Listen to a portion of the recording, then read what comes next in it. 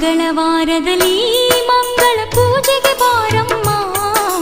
ಮಂಗಳವಾರದಲ್ಲಿ ಮಂಗಳ ಪೂಜೆಗೆ ಬಾರಮ್ಮ. ಶುಕ್ರವಾರದ ಪೂಜೆಗೆ ಒಲಿದು ಶುಭವನ್ನು ನೀಡಮ್ಮ. ಶ್ರೀ ಚೌಡೇ